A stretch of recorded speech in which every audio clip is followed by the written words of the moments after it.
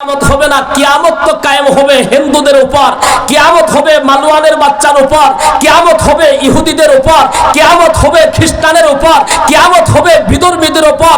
মুসলমানের তো দুনিয়াতে কিয়ামত হবে না, মুসলমানের তো কিয়ামত নাই, মুসলমানের উপর ইমানদারের উপর কিয়ামত হবে না। কথা কোন ঠিক কিনা? কিয়ামত ততক্ষণ পর্যন্ত কায়েম হবে না যতক্ষণ পর্যন্ত একজন মুসলমান, একজন ব্যক্তিও আল্লাহ আল্লাহ বললেওয়ালা থাকবে।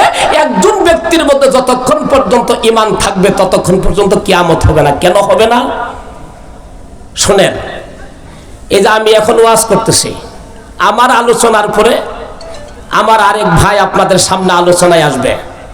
এইভাবে কিন্তু মাশাআল্লাহ 2-3 ঘন্টা আলোচনা হওয়ার পরে রাত্রের 12টার পরে কিন্তু লোক কিছু কমে যাবে। কথা কোন না? প্রধান বক্তা যখন আলোচনা করে তখন দেখা যায় 10 জন মানুষও থাকে, 5 জন মানুষও থাকে, তাই নিয়ে প্রধান বক্তা আলোচনা করে। যতক্ষণ পর্যন্ত আলোচনা থাকে ততক্ষণ পর্যন্ত মাইক চলে, লাইটিং চলে, মাইকিং চলে, সব চলে। কথা কোন ঠিক কিনা? যখন একবার আলোচনা বন্ধ হয়ে যায় তখন কিন্তু ডেকোরেশনের কোনো দাম নাই। এই ডেকোরেশনের দাম এখন আছে। কথা কোন ঠিক কিনা? যখন আলোচনা শেষ হয়ে যাবে তখন কিন্তু কোনো ডেকোরেশনের দাম থাকবে না। আমরা চলে যাওয়ার পরে কিন্তু এখানে শিয়ালও থাকবার পা কি? কথা কর না কে? আমরা চলে যাওয়ার পরে কিন্তু এখনো কুকুরও আসতে পারে। কথা কর না কে? কি আসতে পারে না? এই সামিয়ানায় বসতে পারে না, তখন কিন্তু সামিয়ানার কোনো দাম নাই। আমার বাবারা, আপনাদেরকে আমি একটু জিজ্ঞাসা করি, আল্লাহ পাক কয়টা আসমান বানাইছে? আরো জোরে, আরো জোরে। 7টা। আল্লাহ পাক 7টা আসমান বানাইছেন। এই 7টা আসমান আল্লাহ রাব্বুল আলামিন সৃষ্টি করেছেন। এই 7টা আসমান কিন্তু আল্লাহ রাব্বুল আলামিন হিন্দুদের জন্য সৃষ্টি করেন নাই।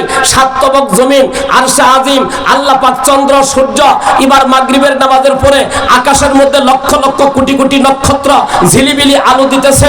আল্লাহ রাব্বুল আলামিন এই পৃথিবীর যা ডেকোরেশনটা আল্লাহ পাক করছেন, প্রথম আসমানকে আল্লাহ রাব্বুল আলামিন এক ধরনের পদার্থ দিয়ে বানাইছে, ইয়াকুত পাথর দিয়া। আরেক আসমান বানাইছে জমরুদ পাথর দিয়া। আরেক আসমান বানাইছে তার চাইতে আরো মূল্যবান পাথর দিয়া। কত আসমানকে বানাইছে আল্লাহ পাক স্বর্ণ দিয়া, কত আসমানকে বানাইছে আল্লাহ পাক রূপা দিয়া।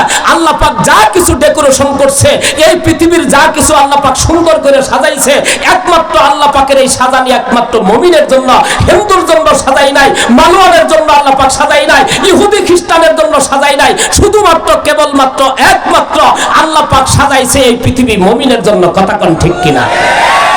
আর একটু জোরে বলুন না আল্লাহু আকবার। এটা আল্লাহ পাক মুমিনের জন্যই আল্লাহ পাক শুধু সাজাইছে। যখন একজন ইমানদারও থাকবে না, হাফেজে কোরআনরা আছে, তাদেরকে জিজ্ঞেস করেন। আল্লাহ পাক কোরআনের মধ্যে বলে দিছে, ইজা সামাউন শাক্কাত, ইজা সামাউন ফাতারা। যখন একজন মুমিনও থাকবে না, আল্লাহ পাক আসমানকে হুকুম করবে, তোমার ডেকোরেশনের দরকার নাই, আর সামিয়ানাগিরির দরকার নাই, ভাঙ্গে পড়ে যাও, নষ্ট হয়ে যাও। এবার নক্ষত্রগুলি ছিটে বিক্ষিপ্ত অবস্থায় পড়তে থাকবে। দেখা যাবে চন্দ্রের আলো বন্ধ হয়ে যাবে, সূর্যের আলো বন্ধ হয়ে যাবে, সবকিছুর আলো কিছু বন্ধ হয়ে যাবে। আমার বাবারা, পৃথিবী ছিন্ন বিচ্ছিন্ন হয়ে যাবে। পৃথিবীর কোনো সিস্টেম থাকবে না। সকালবেলা সূর্য উঠে, সন্ধ্যাবেলা ডুববে না, মাগরিবের পরে চন্দ্র উঠবে না। পৃথিবীর পরিবেশ নিজাম আল্লাহ পাক নষ্ট করে দিবে। আল্লাহ পাক এই পৃথিবীর পরিবেশ একমাত্র কায়েম রাখছে শুধুমাত্র কেবলমাত্র একজন ইমানদারের জন্য। কথা কোন ঠিক কিনা? আমি আপনাদেরকে আরেকটু কথা বলতে চাই, মনে কিছু নিয়েন না। আমি একটু উদাহরণ দিই, আপনাদের কেউ আবার মনে কিছু নিয়েন না, মানে মাইন্ড করেন না। আমি আপনাদেরকে বোঝানোর জন্য বলতেছি। মনে করেন ঢাকলহাটির জসিম ভাইয়ের মেয়েরে দিয়া দিগার পাড়ের আলিম ব্যাপারীর ছেলের দিয়ে বিয়ে। কথা ভালো করে বুঝেন। দিগার পাড়ের আলিম ব্যাপারীর ছেলে আর ঢাকলহাটির জসিম ভাইয়ের মেয়ে, দুইজনের দিয়ে বিয়ে ঠিক হয়েছে। আগামীকাল শুক্রবারের দিন জুমার নামাজের পরে বিয়া, কথাবার্তা সব রেডি। জসিম ভাই ছেলের পক্ষের লোকরা, বরযাত্রী বর আসবে 100 জন মানুষ, কথাবার্তা আগে ডিক্লেয়ার হয়ে গেছে। নিজে করে স্থানীয় হলো 200, দিগার পার থেকে আসবে 100 বরযাত্রী সহ। এবার 300 জন মানুষের জন্য সুন্দর ডেকোরেশন করছেন, ভালো টেবিলের ব্যবস্থা করছে, ভালো থালা বাসনের আয়োজন করছে, কয়েক আইটেমের খাবারের ব্যবস্থা করছে, গরু খাসি মুরগি সহ দই সহ সবকিছুর ব্যবস্থা আছে। এবার কিন্তু মাশাআল্লাহ সবকিছু রেডি, ডেকোরেশন রেডি, গেট বান্ধিছে, 1 লক্ষ টাকা দাম ধরছে, সব কিছু রেডি হয়ে গেছে। আগামীকাল শুক্রবার বাদ জুমা বিয়ে হবে, তারপরে ইনশাল্লাহ খানা দানা হবে, মেয়েকে উঠাই নিয়ে চলে যাবে। কথা কোন ঠিক কিনা? আমগর দেশের বিয়ে কি এই সিস্টেমে হয় না? হ্যাঁ। এবার আলিম ব্যাপারীর মানুষ, দিগার পাড়ের মানুষ, কথা বুঝুন, যে বুদ্ধি করছে। আবার কোন দিগার পাড়ার মানুষ থাকলে আপনারা আবার মন খারাপ করে নেন, আমি উদাহরণ স্বরূপ বলতেছি। আর দিগার পাড়ার মানুষ তো অনেক ভালো, ওরা মাশাআল্লাহ অনেক ভালো মানুষ। কথা কর না কেন? এবার কিন্তু দিগার পাড়ের লোকেরা চিন্তা ভাবনা করছে, ঠিক আছে ডাকলাহাটিতে গিয়ে একটা ঠক দিয়ে আসবো। কি ঠক দিব? বুদ্ধি করে আসছে যে আগামীকাল তো বিয়া, রাত্রিবেলা বুদ্ধি করছে বরযাত্রী তো আমরা 100 জন যাবো। তো ঠিক আছে, কালকে জুমার পরে যখন আমরা যাব, তখন বরের বাড়িতে রাইখে আমরা যে কয়জন বরযাত্রী আছি আমরা যা বিয়ে খাই চলে আসবো। কথা কন না কেন? বরের রাইখে এখন শুধু বরযাত্রীগণ 99 জন, 100 জন মানুষ তারা আসছে বিয়ে খাওয়ার জন্য। গেটে আসছে, আইসে ডাকলহাটির মাইশের কাছে বলতেছে, ভাই বর তো আজকে আসবো না, বর তো আগামী শুক্রবার দিন আসবো, একটা সমস্যা আছে, তোমরা যা পাকশাক করছো এটা তো আমগুর জন্যই করছো, দয়া করে একটু আমগুলো খাওয়াই দাও, আমরা একটু কি জায়গা। কথা কর না কেন? খুব সাবলীল কথা, খুব সরল ভাষায় বলতেছে। ডাকলহাটির মানুষ তখন চিন্তা করলো যে দিগার পাড়ের লোক আজকে বরযাত্রী থুয়াইছে, আগামী শুক্রবার দিন বর আসবো। জসিম ভাইরে যা জিজ্ঞেস করলো, জসিম ভাই তুমি কি কো? জসিম ভাই কো তোমরা মাতা মুরব্বী যা পরামর্শ করবো তাই ঠিক। ডাকলহাটির মুরব্বীরা বসে পরামর্শ করলেন যে না, এই কাম করা যাব না। আমাদের আয়োজন, আমাদের ডেকোরেশন হলো বরযাত্রীরা নিয়ে, আমাদের খানা পিনা হলো বরযাত্রীরা নিয়ে, যা কিছু করছি সবকিছু বরযাত্রীকে উপলক্ষ করে করছি। কথা কন, কি কথা ঠিক কিনা? এ ভাই, যদি বোরের কাছে বিয়ে না দিত তাহলে কি এই ডেকোরেশন করতো? মাইশের কি দাওয়াত দিত? গরু জবাই করতো, খাসি জবাই করতো? যা কিছু হয়েছে সবকিছু কার জন্য হচ্ছে? বোরের জন্য। মুরব্বীরা পরামর্শ করছে না, এদেরকে খাবার দেওয়া যাবে না, এক কাম কর, গুড়াইতে লাঠি দিয়ে ভালো করে কিছু লাগাই দে। কি কথা কর না কে? বাচ্চা গন্ডগোল, কিসের খাওয়া? উল্টা ভাই পিটনে ফুটনে দিয়ে তাদেরকে খেলাই দিছে। কথা কর না কে? চলে গেছে। আমি আপনাদেরকে একটু কথা জিজ্ঞাসা করি, বলুন তো দেখি, আল্লাহ পাক এই পৃথিবীর যা কিছু সৃষ্টি করছে সবকিছু কার জন্য করছে? আল্লাহ পাক মুসলমানদেরকে বর হিসেবে আল্লাহ পাক দুনিয়াতে পাঠাইছে। আমরা হলাম বর, আমরা যতদিন থাকবো আল্লাহর ডেকোরেশন থাকবে, আসমান থাকবে, জমিন থাকবে, ল্যাংড়া আম গাছে আম ধরবে, কাঁঠাল গাছে কাঁঠাল ধরবে, ফলমূল হবে, সব কিছু হবে একমাত্র মুমিনের জন্য। মুমিন যখন থাকবে না, কোনো ডেকোরেশন থাকবে না, সব কিছু আল্লাহ পাক বিচ্ছিন্ন করে দিবে, সব আল্লাহ রাব্বুল আলামিন নষ্ট করে দিবে।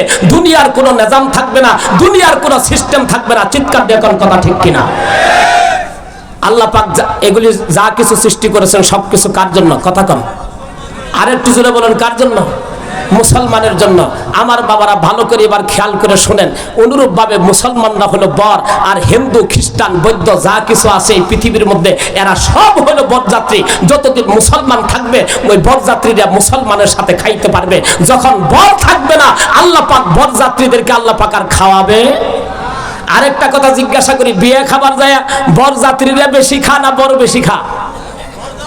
কথা কর না কেন? বরযাত্রীরা বেশি খা। এই দুনিয়াতে এসে হিন্দু খ্রিস্টান বৌদ্ধ ওরা বেশি খাবে, বেশি কামাই করবে, বেশি দালান কোঠা করবে। মুসলমানরা বরের মতো ওই দিন একটু কি খাবে? দুনিয়াতে কম খাবে। মুসলমান খাবে কোন দিন? যেদিন বিয়ে শেষ হয়ে গেল পরের দিন দেখবেন জামাই রে নিয়ে সকালবেলা এবার শাশুড়ি, শালি, তারপরে তার মানে শেলক, শ্বশুর সবাই মিলে 10-12 জনে মিলে এবার জামাইকে সুন্দর করে এক আইটেম না, বিয়ের মধ্যে তো মাত্র 3টা আইটেম, একটা সবজি, তারপরে কি মুরগির রোস, গরু আর দই দিয়ে আপনাদেরকে বিদায় করলো। পরের দিন সকালবেলা ফজরের নামাজের পর থেকে সকাল 10টা পর্যন্ত খালি বরেরে খাওয়াইতে আছে। কথা কোন ঠিক কিনা? কি আল্লাহ পাক এই খাবার আমাদের জন্য জান্নাতের মধ্যে রাখছেন। জোরে কোন কথা ঠিক না বেঠি? এবার আসল কথায় আসেন। আমি এবার আমার কথা শেষের দিকে নিয়ে আসছি। আপনাদেরকে আমি এই কথাটা বুঝাইতে চাই, আপনারা সবাই মিলে আমার সাথে এক কথাই বলেন, ইমানদারের ইমানের দাম আছে না নাই? আর একটু জোরে, ইমানদারের ইমানের দাম আছে না নাই? আছে? জোরে বলুন, আছে। কেমন দাম? কাবা ঘরের চাইতেও দাম, মসজিদের চাইতেও দাম, পৃথিবীর সবার চাইতে একজন মুসলমানের ইমানের দাম বেশি। কথা কোন ঠিক কিনা? এখন আসেন আরেকটা কথায়, আরেকটা পড়বে, সেটা হচ্ছে এই, যেহেতু মুমিনের ইমানদারের দাম বেশি, মুমিন যাবে জান্নাতে, ইহুদি খ্রিস্টান যাবে জাহান্নামে, কাফের বেঈমানরা যাবে জাহান্নামে। তাদের পরকাল খারাপ, আমাদের পরকাল ভালো। তাদের ভবিষ্যৎ খারাপ, আমাদের ভবিষ্যৎ ভালো। এই জন্য সারা বিশ্বের ইহুদি আর খ্রিস্টানদের তাদের সহ্য হচ্ছে না। আমার বাবারা খেয়াল করে দেখেন, সারা বিশ্বের ভিতরে আজকে ইহুদি আর খ্রিস্টানেরা, সারা বিশ্বের বেঈমানেরা, সারা বিশ্বের কাফের মুরতাদেরা মুসলমানদের ঈমান চুরি করার জন্য তারা বারংবার ষড়যন্ত্র করতেছে। ও মুসলমান, এমন ষড়যন্ত্র চলছে মুসলমানের বিরুদ্ধে, কিভাবে মুসলমানের ঈমানকে চুরি করা যায় এই নিয়ে তারা ষড়যন্ত্র করতেছে। একবার কাদিয়ানি লাগাই দিয়ে তারা ষড়যন্ত্র করতেছে, হিজবুত তাওহীদ লাগাই দিয়ে ষড়যন্ত্র করতেছে, ইসকন বাহিনী তারাও মুসলমানের ঈমান চুরি করার জন্য ষড়যন্ত্র করতেছে। ও মুসলমান, আমরা যদি পাক্কা মুসলমান হই, আমরা যদি বদরিন সাহাবীদের অনুসরণ করে থাকি, আমরা যদি সালাউদ্দিন আইয়ুবীর সেরা যদি হয়ে থাকি, আমাদের ঈমানকে যারা চুরি করতে আসবো অবশ্যই আমরা তাদের বিরুদ্ধে প্রতিবাদ আর লড়াই করবো ইনশাআল্লাহ। চিৎকার দিয়ে বলেন কথা ঠিক কিনা?